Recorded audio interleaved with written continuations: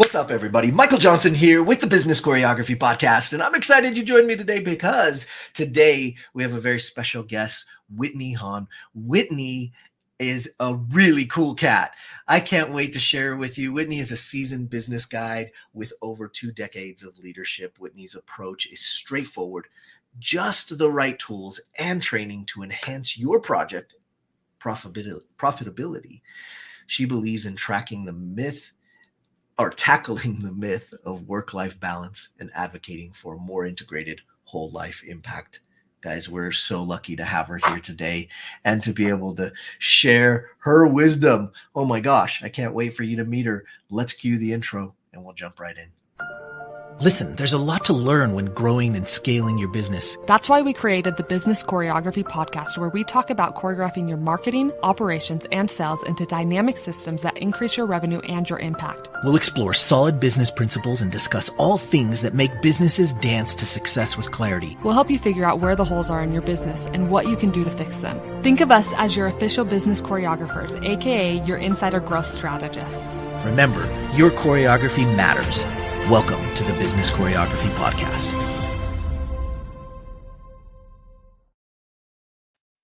Whitney, thank you so much for joining us today. It's a pleasure to have you on the show.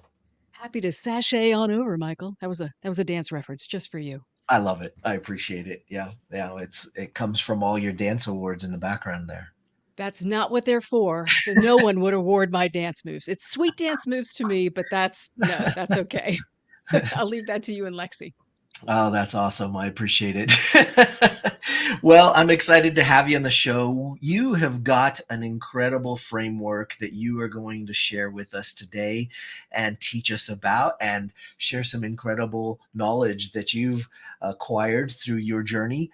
But I can't let you start that until we talk about your backstory, because I know that there are a lot of listeners out there at different stages in their business. And I think it's really helpful and beneficial for us all to kind of hear how everybody else is getting there. Because I think it's easy to think that we're the only ones going through this crazy journey and that it's how can I be the only one that this is happening to? But anyway, we would love to hear your story. Share with us how you got to here today doing these incredible things. My journey as an entrepreneur actually started when I was very little. My parents owned their own business as well. And so being your own small business owner was modeled for me since before I was born.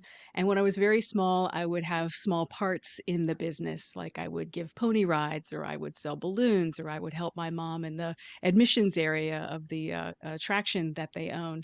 And so all of the work that was involved in owning a business was modeled for me. But what I saw my parents struggle with was a lack of systems. Right. So as I grew up and I went into the workforce, I worked for other people. And then one of those days when we all get a wild hair and we say, we put our hands on our hips and we say, I could do this better, naively perhaps, and started my own business. I was good at creating video. I was a radio host. I was a video host. And I said, I'm going to go do my own video production. And so I partnered with my now wife and we started a video production company. And I think the journey of I'm good at making something, therefore I'm going to go start a business around that thing is a pretty common one. I bet you and Lexi encounter that a lot, don't you? Sure. Absolutely. Yeah. And the trouble with that, I mean, it's a great inspiration point, but often what makes us a masterful maker does not make us an outstanding owner. Right. Because and you know this as well as I do, the moment you open the doors to your own business because you know how to make pies and you want to be a baker, or you're an engineer and so you create an automation business for manufacturing companies, the moment you start your business, you're now also responsible for not just being that masterful maker, you have to do staffing and HR, insurance, investments, cash flow management, systems, processes, overhead, all the things. And you don't yet know how to do that.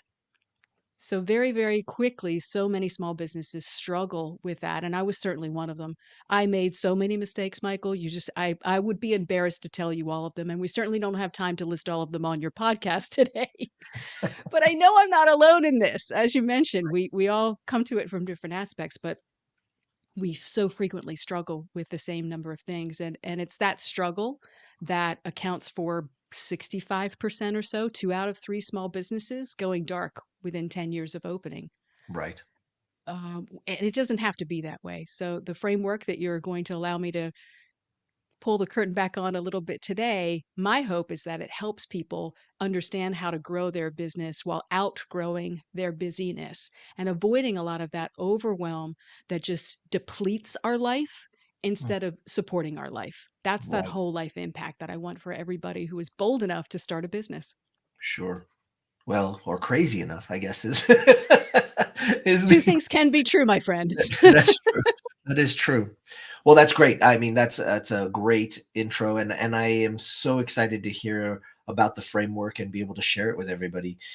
Let's dig into that, and let's dig right into the guts of what you want to share with us today. Fantastic. Well, the framework has 6 different parts to it. And the metaphor that I want you to think about and to picture is an airplane, a commercial airplane. If you're watching this on the YouTube version of it, you'll see there's a picture of an airplane over my shoulder. And an airplane has 6 parts, the way that we're going to talk about it today. In the cockpit, you've got your leadership, your sales and marketing make up each one of the wings. You've got the overhead, which is the body of the plane, where all your passengers are. And in your business, that's your employees, your staff, all of those things. You've got the fuel in the tank, that's your cash flow. And all of these systems need to work together if your business, like an airplane, is to go far and fast. If you run out of fuel, for example, you're not going to go very far. If the body of your airplane, that overhead is huge, but you've got little tiny wings, you don't have to be an engineer to understand that that plane is not going to go far. And if there's no leadership in the cockpit, you're going to go someplace, but it might not be where you want to go. So when you understand how to proactively optimize each one of those parts of the plane, your business life and your whole life becomes a whole lot easier. It's professionalizing your operation, and the framework helps you do that. Now, I know you love to dance. You understand there are steps to every dance that you do. There's the choreography. And so these are steps that almost anyone can learn and implement. And when you do that with intention, you're going to resolve a lot of the problems that so many of those owner makers struggle with. You're just applying this framework, a recipe, if you will. If you're the baker, it's a recipe. If you're an engineer, you're going to engineer it the same way. So the first part is always the leadership. It's the cockpit. If you are going to run an organization, but you don't know where you're going, there's no leadership in the cockpit, again, you'll go someplace, but it may not be where you want to go. Sure. So when you think about the leadership, what I want you to think about is determining at least 3 core economic objectives and also 3 core, what I call meconomic objectives.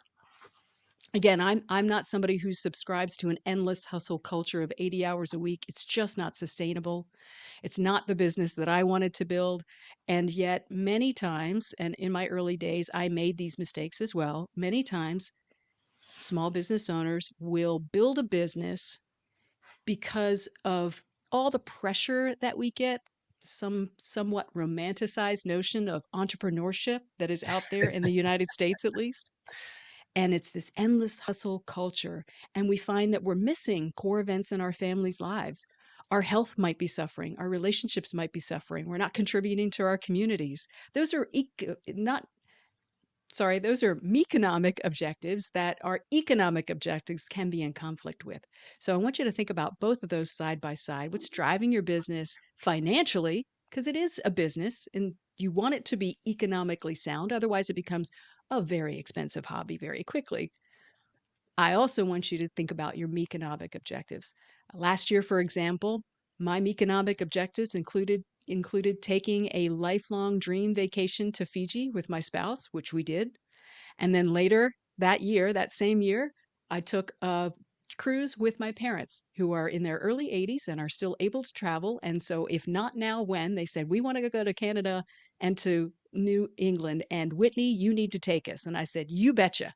And so we had a great trip. So I'm able to do that. I had 6 weeks of vacation last year. My financial objectives were met, and I've structured my business to allow for both sides of that. So I have whole life impact. Your economic objectives, of course, you need to set that in your business. You need to be the one out front reminding everyone on your team, even if that's just one person or yourself over breakfast, that's where we're going. That's the mountain that we're climbing, and here's how we're going to get there. This is what will make us a healthy, sustainable business. So that's the first thing. And I see you nodding on the podcast because you're like, yeah, economic objectives. I need to think about that for myself. Do you find they often get lost in the businesses that you work with? 100%. The hustle culture in the United States for sure is sort of bleeding over into other countries as well. We have clients all over the world, and they want to be like the US in some instances. And I see it happening all the time. And I see so much value in making sure that you take care of the things that are most important to you. Absolutely. Otherwise, why are you working so hard? Indeed. If it's not supporting your life and it's only disrupting and depleting your life, maybe that's not the path for you. And that's okay. There's no shame in that. Just Right. go into it with eyes wide open. Ready for step two? The Let's second do part it. of the airplane?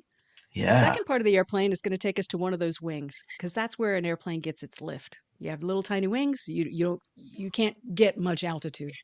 So sales is on one wing, marketing is on the other wing. Let's talk about marketing first. Marketing needs to be very clear. If you want to become a customer magnet for the right types of customers, your ideal customers, you need to be very clear in your marketing. The trouble I see is that many organizations just are not clear about who they serve and the problem that they solve. Here in the United States, we're a few weeks away when we're recording this podcast, at least, we're a few weeks away from the Super Bowl. And I love doing what I call the Super Bowl commercial test. So many people here will watch the Super Bowl, even if they're not into sports, because we love the creative commercials. You may do this as well, yes? Indeed. Okay. What I love to do is talk to people the day after the Super Bowl, the day after, within 24 hours of when they've just watched commercials that brands have spent millions of dollars in some cases to create and to get aired, and ask them, what were some of your favorite Super Bowl commercials? And so I love the one where the dog does this, or I love the one where the grandma says that. Fantastic. What was the brand? And you might be surprised to know that we cannot name the brand behind our favorite commercials. We love the story. Maybe it was very creative. Maybe it was visual. It was dynamic. But the brand did not do a good enough job connecting the problem it solved or the feeling it conveyed with that commercial. So we let clever win over clarity. And if huge brands are spending millions of dollars on their creative commercials and still making that mistake, small business owners are easily doing the same thing. And So when you go yeah, ahead. absolutely. I second that 100%. So when you get clear on your message, you are able to create a magnetic force for the right customers. And clarity comes from basically having two crosshairs. What's the problem you solve for a particular person experiencing that? So I bake pies for people who have gluten allergies, might be a clear marketing message for our imaginary baker. Or I help manufacturers resolve automation problems. That could be more focused, but you understand what I'm saying. You have to be very, very clear. And the more clear you are, the easier it is to become that customer magnet. On the other side of the wing, then, you have the sales. Marketing and sales need to work in tandem. In total, I just like to refer to this as sales enablement.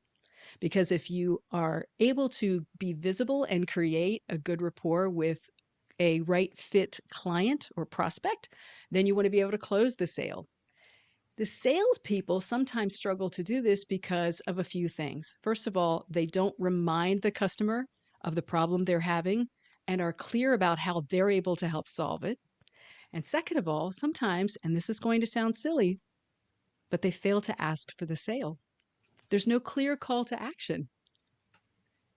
And it would be like you going to one of your favorite dances and standing as a wallflower bobbing your head and swinging your hips and tapping your toe and whatever you do, you're sending all the indications that you're into the music, but you never go ask anyone to dance. And that's what we sometimes do in sales. So having clear marketing messages and a clear sales path go hand in hand if you want your business to thrive, if you want that airplane to go far and fast. Are you I with me love so it. far, Michael? Absolutely. Absolutely. Such an important element. I mean, even just even if they just stopped at the first one with just understanding and defining the problem that they solve, this would Definitely. this would be a needle mover, and it would certainly make that wing of that plane bigger. But doing both together and finding that clarity is imperative. I love it. Let's keep And going. the more specific you are as well, the better it is. For Right. example, if I came out to Utah to visit you and your family, Michael, I would say, hey, oh, do you know a place where I could get a great steak? There might be dozens of places near you that serve steak. Sure. There are probably one or two places that would rise instantly to the top of your thought because steak is what they're known for. Right. Now, if we go there and you don't eat steak, but you're being a nice host and you're taking me because I wanted a good steak, they probably also have chicken, fish, maybe some vegetarian options on the menu, but that's not what they're known for. So when you think of your own sales and marketing and your product menu, and product's what we're going to talk about next, think about the thing you want to be known for because that becomes a very compelling positioning statement for you. If I'm a steak eater, I'm going to go to that restaurant for steak. Their menu offers some other things as well. As a provider of services, my menu might offer some other things as well. But if I become known for a specific thing, what have I done? I've elevated my value, I've elevated my expertise for a particular person experiencing a particular problem. In this case, Whitney's hungry for some steak. I love it. So the fourth area is the product offerings that you have. And by the way, I know for purposes of our podcast timing, I'm going through all these in summary form. If you want to know how your business stacks up against these six parts and what you can do about it, there is a free assessment that I've set up on my site just for the listeners of Business Choreography. Just go to Love it. provokebetter.com/business choreography, and you'll be able to take a free about 10-minute assessment to find out more about these six parts and how you can improve your business by making more intentional choices there. So we were just about to go to the fourth one here. The fourth one is about products. The fourth one says when you are the solution provider for a particular type of client experiencing a particular type of problem, you're in a much better position when you're the provider than a provider, a choice among many. Those restaurants, for example, that's might all serve steak, but they're not known for steak. So you were able to do that by taking a look at all of the things that you could do and refining the list to the things that you do very well under a specific set of circumstances. For the clients that I work with as an advisor, many of them are surprised by how much they can focus their product offering and get the same or better profitability out of it because they are that known solution provider.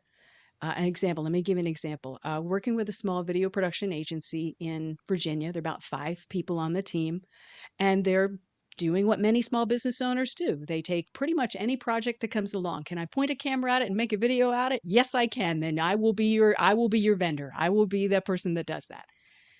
So I said, look, let's audit what you've been doing over the last 2 years. And they made a list of every project that they'd done, every client by name, and the dollar amount that they generated, rather, the revenue that they generated from those projects. So I looked it over, and pretty quickly I was able to draw a line across it for the first 10 clients. And I calculated the annual revenue they got from those 10 clients versus everybody else on that list. And at that time, that was about 42 or 43 clients. I handed it back to him. I said, did you realize the top 10 clients on your list accounted for 50% of your revenue? They hadn't.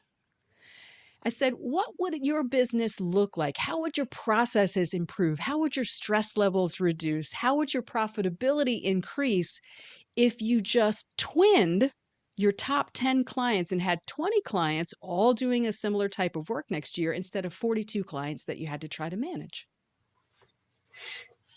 Well, they shook their heads pretty quickly and said, that would be an interesting thing, Whitney. How do we do that? I said, well, let's take a look at your top 10 clients. What were they buying from you? What industry were they in? How close to your business were they? Let's find the common traits. And then we'll have an ideal client profile and we can clone that. So this is mixing a little bit of your sales and marketing intentionality with your product intentionality, but a whole plane is a whole plane. You can't fly a plane with just one wing. You have to look at your whole business. Absolutely. So they did, and they narrowed their focus to manufacturing businesses who need recruitment and training.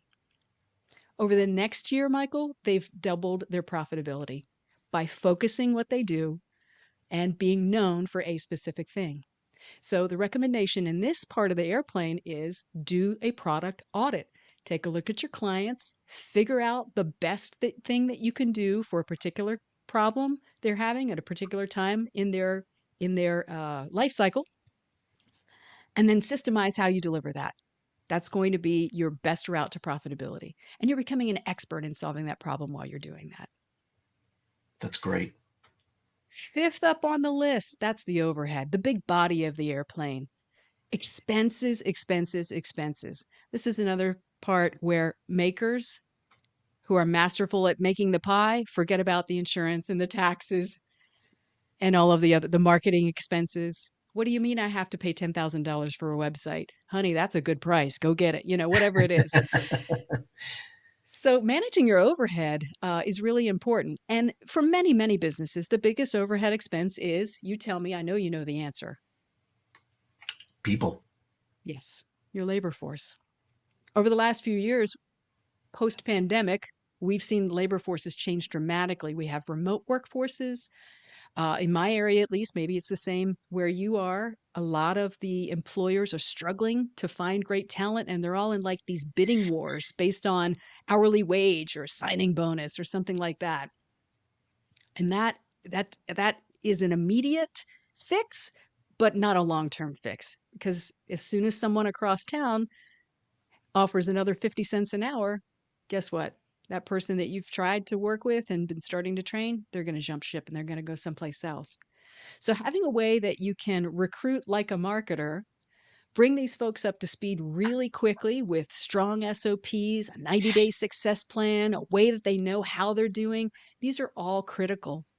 And we're doing a lot of things with our clients right now, for example, that's using some AI tools to help them really document and refine their SOPs, their 90-day success plans, and the way that they continue to engage their workforce with the larger objectives of the organization, those economic objectives that our leadership in the cockpit have already defined. Because people really want to know how what they're doing every day connects with the larger organizational mission. Right. And we often just fail to communicate that. So in that fifth part of the airplane, make sure that if you want to have a lean operation, you are really empowering your workforce to do their best work by connecting what they're doing every day with what the organization needs to be done. What's that big mountain that you want to climb together, and how are you helping them succeed inside that story? Amazing. The sixth and final thing that we are looking at is the cash flow, the gas in the tank. Again, if you have everything else beautiful, but you've got no gas in the tank, you've got a museum piece and not a flying, functioning business. So managing your cash flow is really important for small business owners. And I know too many of us that bury our heads in the sand and say, I'm not a numbers person. You know what? If you're running a business, you need to learn to be a numbers person. So set up a cash flow dashboard, like an equipment dashboard in your airplane, where you can see what your expenses and revenue will be in the weeks and months to come, and manage that in a few accounts. I don't know, Michael, if you're a Mike Michalowicz fan, the author of Profit First. It's one of his. Of course. Okay. Sip of water here. In Profit First, he talks about 7 bank accounts that you can set up. For many small business owners, 5 is enough. But you do want to set those up so that your personal expenses and your business expenses are separate. You've got your operational fund. So you know every month I need to have $50,000 in operational fund to cover payroll, my insurance, my marketing expenses, my therapy expenses, whatever it is that you have as a small business owner, have that in the operational fund. And then, and this is going to blow many people's minds, have a operational rainy day fund that's generating interest for you where you've got your savings for your business. Over the course of the last year and a half, for example, I've built up 6 months worth of operational expenses in an interest bearing account. Now, you know what that allows me to do? It allows me to have a sexy degree of confidence when I go into a sales call because I don't have to win every one. Right. I can be very selective with the clients that I take on. I don't have to take on junk. I don't have to take on needy, impatient, cranky people if I don't want to because their operational expenses are in there. The fuel reserve tank is full. So you want to have one of those. It's good to have one designated just for taxes. Again, we're recording this in January. I'm going to have a tax bill due in a few months. And I already know what it's going to be, but I'm not freaking out at all because I've already set that aside. We don't want a tax bill to be the thing that tanks our business. So have a tax account, your operating expense account, keep your business profit separate from your personal profit. And and if you filled all of those tanks, the very last one is what we call investment holding. This is how we might be able to be in a position like you and Lexi are in, which is to reinvest what we've earned in helping grow other businesses. We benefit from it as well, but then we're building more passive income. We might even be building towards legacy wealth or generational wealth, and that's a really exciting thing to be thinking about as well. So those are the 5 basic accounts you want as you help manage the cash flow in your business and make sure you're never going to run out of fuel. I love it. That's so important and such an easily missed item on the list. Yes, particularly for people who quote unquote don't do numbers. You will need Right. to learn how to do numbers and it's not all that difficult. Absolutely. Absolutely. Those are the 6 parts of the airplane. Again, there's a free 10-minute assessment at provokebetter.com/business choreography, where you can find out how your business is currently grading on each one of those 6 parts of the airplane. It comes back to you in an emailed customized report that you can utilize to then start to make those changes in your business that will help you grow your business while outgrowing your busyness. I love that. Holy cow. What a cool framework and what an easy metaphor to remember from thinking about it just like an airplane. We're all so familiar with that and it makes so much sense. I appreciate you coming and sharing your framework with us and being able to get us so much knowledge in such a short period of time. Guys, I'm so excited for you to go check out provokebetter.com/business choreography. Go check it out and utilize the gift that she's giving you because for goodness sakes, it's right there. Go check it out. Go do it. Go take advantage of it. I can't let you go today, Whitney, without leaving us with some sage words of wisdom. So, do you have any last words that you could share with us today? Well, I hope they're not ultimately my last words, just the last words for this podcast, For right? just for today. Okay, okay, okay. My last words for today are it's actually a mindset that I want you to adopt, which is that there is a river of opportunity flowing by at all times. And all you need to do is take your cup and dip into it. When you do that, you will be able to choose the projects that you want more and more. You will bring that abundance mindset with you to lots of different aspects of your life, and I think you will just find that life supports you more than it depletes you. I love that. That is great. Whitney, thank you so much for being here today and sharing your wisdom with us in this beautiful framework. It's such an honor to have you on the show. And of course, all of you listening, you got to keep choreographing your business, all parts of the business, or it won't take off and fly. So go check out Whitney's stuff and make sure you let her know how much you appreciated this. So until next time, keep choreographing your business. We'll see you guys on the next episode. Take care. Thank you, Michael. Thanks for joining us today. Want more business choreography? Check out our website at bizchoreo.com to find out more. And find out how the choreography for your marketing, operations, and sales can raise your revenue and create more impact. Remember, every business needs choreography.